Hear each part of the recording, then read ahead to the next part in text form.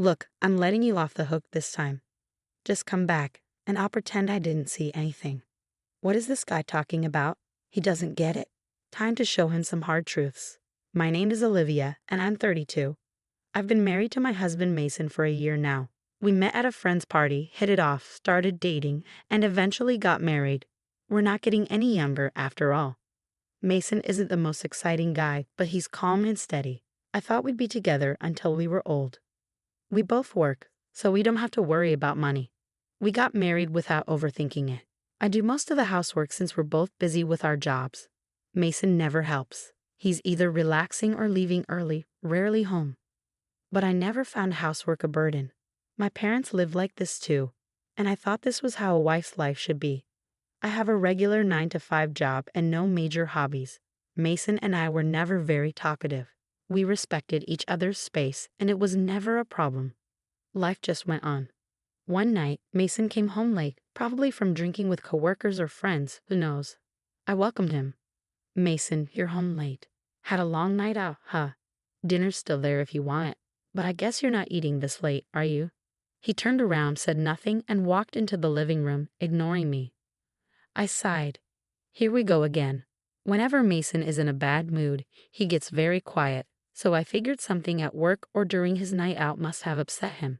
Best to let him be. I know better than to bother him when he's like this. I felt his presence from the living room but shrugged it off and went to bed. He'd probably be back to his cheerful self by morning. It was the same old story, and I didn't give it a second thought. The next morning, while I was preparing breakfast, Mason came into the kitchen. Good morning, I greeted him cheerfully. Mason glanced at me, grabbed some milk from the fridge, and left without a word. I was a bit surprised by his coldness. It wasn't like him. He still seemed to be in a bad mood. I never thought I'd see the day when he would act like this. We both valued our independence and space. I hadn't tried to talk to Mason directly, so I decided to wait and see. I continued preparing lunch boxes for both Mason and myself. However, things didn't go back to normal that easily. Mason remained distant the following night and the day after. At this point, I was genuinely concerned. Days turned into weeks, and Mason continued to give me the silent treatment. I tried reaching out through WhatsApp and even left him notes, but he ignored it all. However, he'd eat the meals I prepared. I noticed the empty lunchbox in the sink, so I knew he ate the packed lunch. So I put a note in a cooler bag. I thought if he found a note while enjoying a lunch I made with love, he'd have to react. But that was another miss. Mason said nothing. Before I knew it, over a month had passed in a strange silence. I felt helpless. I had tried everything, but nothing worked. Then, one evening, I took a drastic step. I deliberately didn't prepare dinner. Every evening, I made dinner when I got home. But what if I didn't? How would Mason, who's been ignoring me, react? I decided to find out. When Mason came home, I pretended to be watching TV in the living room. Mason came into the living room and looked intently at the table where dinner usually waited. But tonight, the table was empty. After looking at the barren table, Mason turned his gaze to me. Holding my breath, I waited for him to say something, but he walked into the living room in complete silence. I heard the front door open and shut with a bang. I was stunned. Why am I being ignored like this? I had no idea. I was left bewildered, sitting alone on the living room couch. The next morning, I woke up and went to the living room. Mason was already gone. Did he go to work already? Curious, I looked on the living room table and found a note. Reading the words on it, my eyes went wide. Stop skipping out on your wifely duties, it read, scribbled hastily in messy handwriting. Something inside me snapped. That's it. I'm done. Why do I have to keep pleasing Mason? Is this going to be my life forever? We were never a clingy couple, but this is just unacceptable. There's no reason for him to do this, nor an opportunity for me to even ask about it. For the last month, the stifling silence in the house has been unbearable. I wrote next to Mason's scribble, I'm going back to my parents' house. I quickly packed up my things and went home. My sudden arrival surprised my parents, but after I explained how Mason had been ignoring me for over a month without any apparent reason, they understood and welcomed me warmly. It felt good to be in an environment where I could have a normal conversation. For now, I decided to stay here and see how Mason reacts before deciding on my next steps. I didn't hear from Mason the day I left. Knowing him, he's probably assuming I'm just trying to make a point and will continue to ignore me. Well, let's see how long this lasts. Days turned into weeks, and there was still no call or message from Mason via WhatsApp or any other means. He didn't even bother to visit my parents' house. Before I knew it, half a year had passed. I had nearly forgotten about Mason altogether. Then one day, as I was leaving my parents' house to go shopping, there he was. Mason, standing with a defiant and angry expression. I was shocked and froze in my tracks. Mason just glared at me, still not saying a word. Is this game still going on? It was almost laughable how silent Mason was. But then, in the next moment, he tried to walk into my parents' house without saying a word. Well, hold on there. I stopped him. Mason looked at me, his face a mix of anger and disbelief, but still silent. I warned, don't just walk in. I will call the police. Finally, after more than 6 months, Mason spoke, a snide smile on his lips. Look at you, acting all high and mighty. Since when do you get like this? Just because you're at your parents' house doesn't mean you can talk to me like that. I remembered Mason being a bit rough around the edges, but not like this. Lost in thought, I was jolted back to reality when Mason suddenly erupted. What were you thinking? Leaving the house for half a year, having a good time at your parents'? Get a grip. Mason kept ranting, then gestured as if to say, I can't believe this. Look, I'll cut you some slack this time, okay? Just come home. I'm willing to overlook it this once. Mason spoke so condescendingly. I calmly responded, I think you're confused. You and I are strangers now, you know? Mason's face went blank, then turned red with rage. He started yelling again. What are you saying? Have you lost your mind? We're married, aren't we? Stop playing games. His intense outburst silenced me for a moment. He kept yelling, I'm saying I'll forgive you this time, so stop messing around and pack your bags. At that moment, my own anger boiled over. He talked like he was doing me a favor by forgiving me, as if I'd done something wrong. That infuriated me even more. Moreover, it seemed Mason had no clue what had happened in the last 6 months. Finally, I snapped at Mason, who was still yelling. I received divorce papers from your mother, signed them, and already filed them with the court. So we're not married anymore. Got it? We're strangers. Total strangers. Understand? I emphasized the word strangers, and Mason looked at me, his face drained of color. He seemed genuinely shocked. Here's what happened, I continued. A month after I moved back to my parents' home, your mother, Helen, called me to a cafe near our house.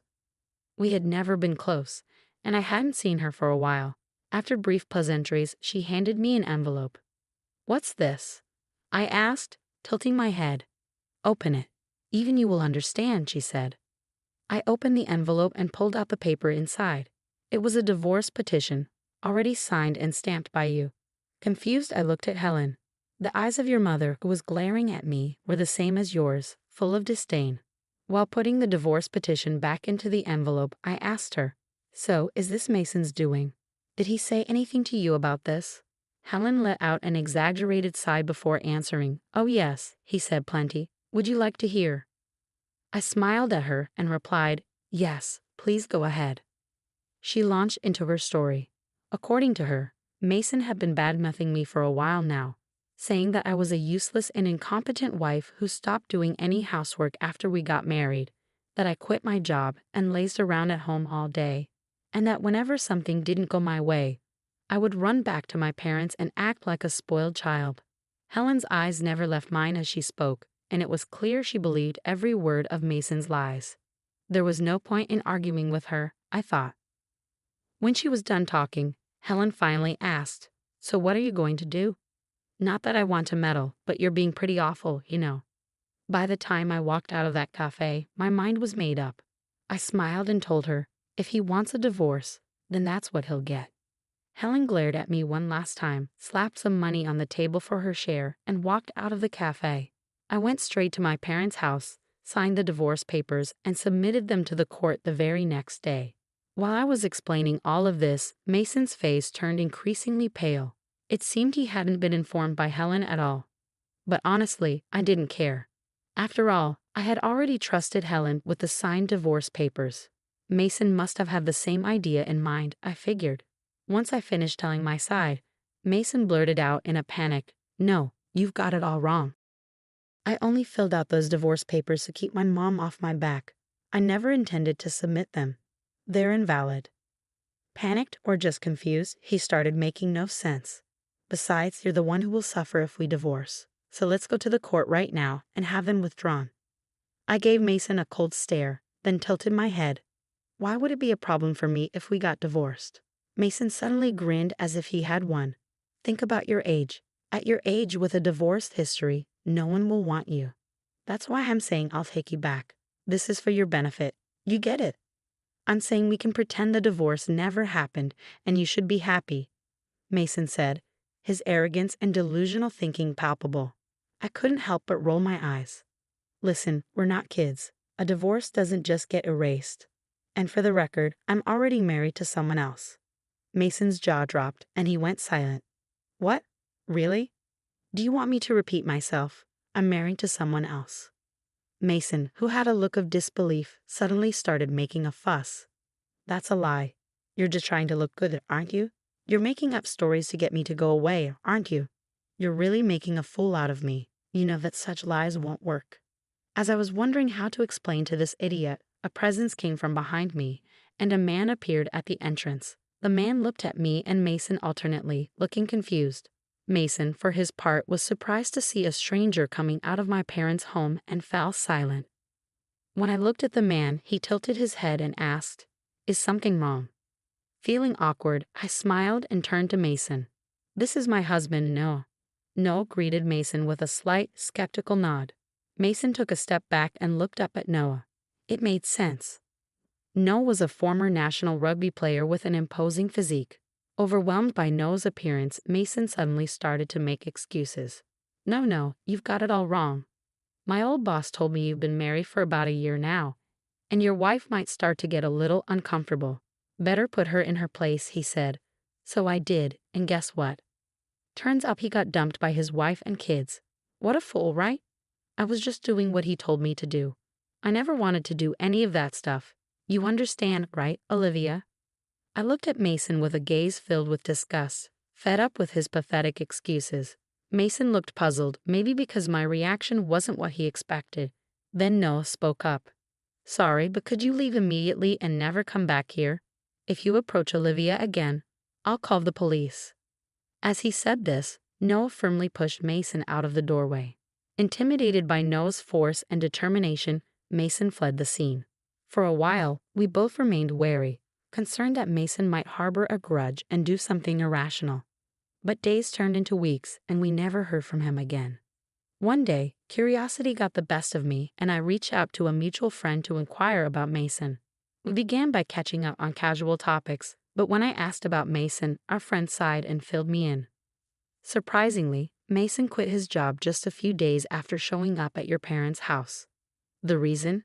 Turns out Mason was always in agreement with his boss, whom he trusted when the boss harassed subordinates at work. It became a big issue in the company. As a result, the boss was resigned. Resigned being a euphemism, he was basically demoted to some remote mountainous area I'd never heard of. Apparently, Mason was expected to be transferred as well, but he quit out of pride. According to our friend, he's still jobless. He's been looking for work, but his arrogance has hindered his efforts. Even when recruiters offer him opportunities, he declines interviews. Furthermore, news of him quitting reached his mother, who then disowned him due to her own extreme personality. Finally, our friend said he blames everything on his old manager and just drowns his sorrows every day. At this rate, he'll ruin his health before he ever finds another job. It's a mess. I hope he finds a new spouse or something, but that's unlikely. We both chuckled as we hung up the phone. Mason seemed to be drowning his days in job hunting and drinking. Thanks to him, I am now living a peaceful life with Noah. Interestingly, Noah was actually my colleague. Upon hearing about my divorce, he had eagerly pursued me. Though we started dating only 6 months after my divorce, which made me somewhat hesitant, I was quickly drawn to his confident manner and kind personality. After getting married, Noah told me that he had always had a crush on me and he was heartbroken when I got married. I laughed and apologized for not noticing his feelings sooner. Noah helps me around the house, a task I used to handle alone. Whenever we eat together, he always says how delicious the food is with a smile. It's these little things that make me incredibly happy, something I never expected. I was probably numb to it all, having grown up with old-fashioned parents. Now I am living a sparkling married life with Noah, who always delights in even the most ordinary things. I'm convinced that with him, I'll have a happy life all the way through our golden years. And so I am certain. All right, everyone's presentations are done. Nick, the manager, said as he tried to move the discussion forward. Excuse me, I haven't. I recently found out something. Nick interrupted me and began to speak. There's apparently someone in this department who didn't graduate high school and is just a part-timer. Meetings should be for employees only. Absolutely right. His lackey, Mike, of course, agreed with Nick. I'm leaving. After leaving the meeting room, I started to shut down my computer. I noticed that an email had arrived, not in my personal inbox, but in the company's shared email. Thinking, there's no point in speaking up, no one will listen, I went home quietly. The next day, I heard a commotion from Nick's desk. He was staring at his computer screen, his face pale. Nick! Is something wrong? Mike looked at the screen with him. And he turned even paler than Nick. Why is he so angry? Knowing the reason for Mike's distress, I thought to myself, serves them right. My name is Adam. My mother passed away when I was in the 9th grade, and I was raised by my father. Well, you could hardly call it being raised. After my mother passed, my father changed. He drowned his sorrows in alcohol, and though he still went to work, he squandered our living expenses on horse racing. Because of that, I had to start working part-time as soon as I entered high school. Every month, I went to the convenience store with bills in hand that couldn't be auto-deducted from my father's account. Even though I endured it because I didn't want to be alone, I reached my limit in my 2nd year of high school and dropped out. I found a live-in job at a distant inn. Thank you for everything. The day I left home, my father, still staring at the TV, spoke. Take care. That was our last conversation. Back then, 18 wasn't the age of majority, so I needed my father's permission to work, and I couldn't hide my place of employment. Yet, my father never visited me even once. I kept working just to survive, and before I knew it, I was 42. Years of hard work paid off, and I was transferred to the headquarters. I was thrilled to be recognized by the company, as I thought I'd be working in the field until retirement due to my lack of formal education. Listen up. Our work can change the future of our employees. Don't drag us down. On my first day after the transfer, Nick, dressed in an expensive suit, spoke sternly. There was a reason for this. Our inn was located in a prominent tourist destination, known so well that everyone in the state could sing its commercial jingle. At its peak, we had 5 locations within the state. But that was long ago. Due to financial difficulties and aging facilities, only the place where I had worked for many years and the original establishment remained. I was prepared to lose my job anytime, but now there was a glimmer of hope. With the rise of social media, the tourist area where the inn was located started gaining attention again. Depending on how hard the sales department, where I was transferred, worked. We could either thrive or be forced to give up this prime location to the new hotel chains continuously popping up. For Nick, who had switched careers from another industry to strengthen our sales, this was a battle he couldn't afford to lose. I understood why he had to be strict. I will do my best. Nick sneered at my enthusiastic declaration. Did you not hear what I said? I'm sorry. I thought I was listening carefully. Out of habit from years of customer service, I apologized reflexively, though I had no idea what had offended him. Someone was watching me with a smirk. In this department, there are those who are expected to excel and those who have been shoved here because they have nowhere else to go. You are the latter. It was Mike, the section chief. He's 7 years younger, at 35. But he was called to headquarters much earlier than I was and had been moving around within the headquarters ever since. I'm not jealous, but I can't accept that he's my boss. Graduating from a prestigious university, he has an unusually high pride and caused many problems as a newbie, making things very difficult for me when I was the front desk leader. When I found out Mike was transferred to the sales department a month before me, I was disheartened. Mike is right. With just a middle school diploma, there's not much you can do. Don't even think about achieving results. As if I didn't exist, Nick remarked, "I'm thirsty." Mike eagerly ran to the coffee maker. It seems Mike is Nick's lackey. I regretted being happy about my transfer to headquarters, wishing I had stayed on site forever. Send a direct mail to every company on this list by the end of the day. Nick only assigned me tasks that even a new graduate could handle. What? There are over 1,000 companies. You want me to send to all of them by today? Yes, if you and your fellow misfits split the work, even those with nowhere else to go should finish by today. I glanced at the employees typing away expressionlessly. They were worn out from customer service, only thinking about leaving on time, or were women reassigned after having children. With zero motivation for work. Even Sam, a new graduate from the same university as Mike, who was supposed to be among the expected achievers, had no enthusiasm for the job. Having joined the company wanting to do customer service. I don't care what they say, I plan to quit anytime, he said. Only Nick and Mike were highly motivated, making all the decisions between the two of them. I originally only wanted to work at the inn to survive and had no particular attachment to this job. I swallowed my words, thinking I had no right to reprimand them. About a month after the transfer, Nick told us with a frustrated look. To commemorate the 50th anniversary, we've decided to create a plan exclusive for one group per day.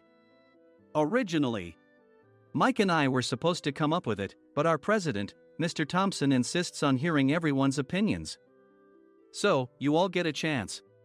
As Nick explained, Mike began handing out prints. Make sure not to embarrass Nick. If your ideas are half-baked, you'll have to redo them. It seemed that they had printed his handwritten notes by Mr. Thompson, which included several questions and a section for free responses. It made sense why Nick had to seek our input, given that all responses had to be submitted to Mr. Thompson.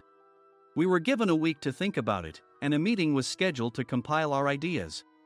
My plan is to let guests enjoy both the old and modern America. Nick began the presentations. Guests would watch a master confectioner at a nearby traditional sweet shop make sweets in front of them. The welcome drink would be premium tea in a bottle. Nick's plan was certainly attractive. After his presentation, Nick called on us to present in the order we were seated. Just as I stood up for my turn. All right, everyone's presentations are done. Excuse me, I haven't. I recently found out something. Nick interrupted me. There's someone in this department who didn't graduate high school and is just a part-timer. He was likely talking about me. I joined the company as a part-timer and was made a full-time employee when I turned 20. That was 20 years ago, so Nick and Mike probably had no chance to know until recently. Meetings should be for employees only. Absolutely right. After that, Nick kept creating opportunities to solicit everyone's opinions, purposefully excluding me from speaking. The meeting unexpectedly heated up and went past the scheduled end time. A few people asked to leave, and the discussion continued with the remaining few. Still here? Normally, you'd leave in that situation. Though I had no attachment to the job initially, hearing kind words from customers made me want to make them happier. For someone like me, with nowhere to go, the inn was my home and customer service was my life. I felt pathetic about my current self. I'm leaving. I left the conference room and started shutting down my computer. I noticed an email had arrived, not in my personal inbox, but in the company's shared email. Thinking no one would listen to what I had to say anyway, I quietly went home. The next day, while preparing the DM as instructed, I heard a commotion from Nick's desk. In his haste to stand up, he hit his knee on the desk. He stared at his computer screen, his face pale. Nick! What's wrong? Mike, thinking he should be the first to rush over, approached Nick while still wearing his coat. He peered at the screen with Nick. And he turned even paler than Nick. Why is he so angry? Who is responsible for this company? Nick, more irritated than ever, asked, and Mike answered without checking. Probably Sam. Sam wasn't there because he was attending a morning training session for new hires. Nick gave up on getting angry and returned his gaze to the screen. They were looking at an email that arrived right after the end of the working day yesterday. Apparently, no one, including me, had checked it before leaving. The email was from a large company that used us for their annual employee trips. The president and executives of that company also frequently used our services personally. President of the company, Mr. Mason himself had declared that neither he nor his company would ever use our services again. Well, some companies cancel their employee trips or stop using our services due to financial struggles. Let's just move on. Mike kept wiping the sweat from his forehead with a handkerchief. Knowing why Mike was so agitated, I quietly watched their interaction. Do you know how much revenue we get from that company? We can find other guests to fill the rooms, but we'll lose the banquet costs, gift shop revenue, rental car fees, and more. Moreover, the gifts were supposed to be prepared by the traditional confectionery shop involved in Nick's proposed plan. If it's known that we incurred such a huge loss at this critical time, Nick's position in the company would be jeopardized. Nick took a deep breath, seemingly trying to calm himself. All right, Mike. Go to New York right now and apologize to Mr. Mason. What? You're coming with me, right? I have urgent work to do. I trust you, which is why I'm entrusting this to you. Please. Mike, believing Nick's sincerity, agreed with a determined look on his face, saying, yes. That's Nick for you. Even if Mike went to apologize, Nick would shift all the blame onto him if the client didn't change their mind. Well, it was Mike's fault to begin with, so it served him right. About 3 hours later, Sam answered a call from somewhere and repeatedly apologized, saying, I'm very sorry. Everyone watched to see what was happening. After ending the call, he informed Nick with a weary tone. When Mike arrived at the client's company, he only made things worse, further infuriating Mr. Mason. He was demanding, get his boss here immediately. It was no wonder Sam was exhausted, dealing with such a call right after returning from training. What is that idiot doing? All right, Adam, you're coming with me. If sacrificing Mike didn't work, then I must be next. Normally, I'd want to refuse at all costs, but I saw an opportunity in this situation. If I can be of assistance, I'd be happy to join you. I immediately followed Nick, and we flew to New York. When we introduced ourselves at the reception, it became clear how serious the situation was, as the receptionist personally escorted us to the president's office. Angry voices leaked through the door, making both Nick and me uneasy. Excuse me. I'm Nick, the supervisor. I understand my subordinate has caused you trouble, and I deeply apologize. Nick, with his experience in the corporate world, knew enough to offer an apology before excuses. However, his customer service skills left much to be desired. I sighed as I saw Mike trembling like a small dog in the corner of the room. What kind of training are you giving your subordinates? Mr. Mason glared at Nick with a red face. The intensity of his gaze made even Nick take a step back. Regrettably, I joined this company only 2 years ago and was unaware of Mike's issues. I should have identified his shortcomings sooner. Indeed. I should have realized sooner. No sensible person would come to apologize and then give a lengthy presentation on the drawbacks of not using their in. Nick froze, his mouth slightly open. Suspecting the worst, I picked up the documents that had fallen to the floor. It seemed Mike hastily prepared these documents on the plane, listing the disadvantages.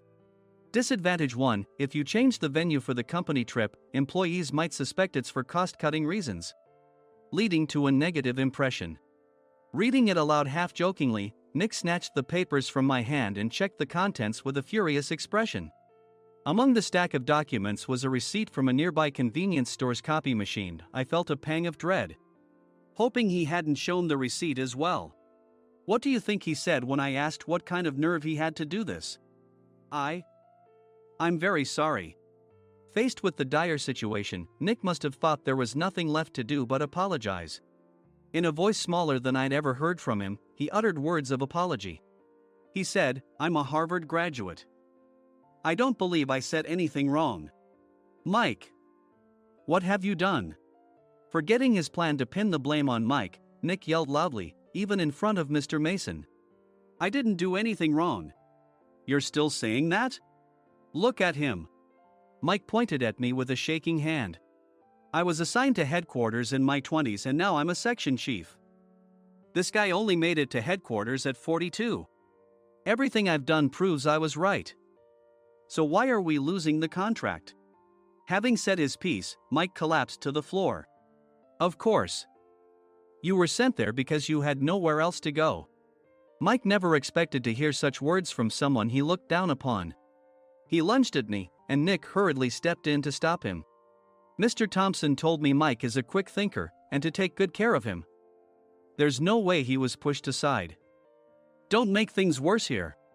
He didn't say quick thinker, he said only quick-witted, didn't he? I don't remember that part. I recalled the many troubles Mike caused when he was a newbie.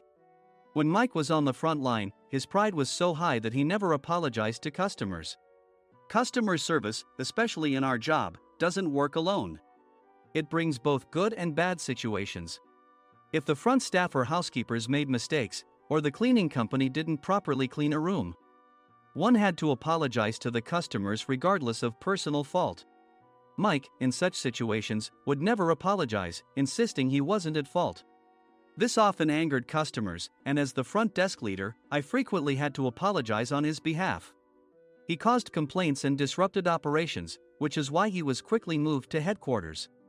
In departments where he didn't interact directly with customers, his quick thinking was beneficial and things went well. But it seemed his flaws were starting to show. Corporate reservations are supposed to be entered into the system by the sales representative. But a quick check yesterday revealed that more than 10 items were missing from the client's reservation. The handover document clearly stated what needed to be prepared. Why didn't you enter it into the system? Why do we have to give them special treatment? Filling rooms near the banquet hall, setting up all the food in advance. Specifying the brand of wine, they're too demanding. No wonder he always angered customers, I thought, feeling a headache coming on. Grouping them in rooms near the banquet hall is for our benefit too. It makes it easier for the staff to set up beds and serve breakfast since everyone's schedule is synchronized. As for the other requests, Mr. Mason suggested them to lighten our load. I didn't know that. Nick finally seemed to realize that Mike was the one who had angered the client. What did you say to them? I just told them we wouldn't give them special treatment anymore. We shouldn't waste effort on things that don't bring in money. I was utterly exasperated at his lack of understanding of customer service. Of course, we shouldn't comply with unreasonable demands. But carrying over successful practices from past stays makes customers feel remembered and enhances their experience. Good memories encourage repeat visits. That's part of our job. I looked down at Mike, who was sitting on the floor. In our job, nothing is a waste. Mr. Thompson likely moved you to the sales department, hoping you'd finally understand this. How do you think he feels now that you failed to meet his expectations?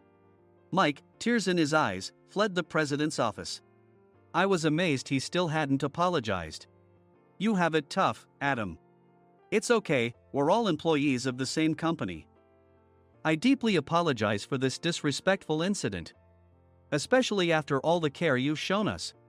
If it weren't for you, Adam, I really would have stopped staying here. When I heard you were moving to the sales department, I was willing to reconsider if you handled it.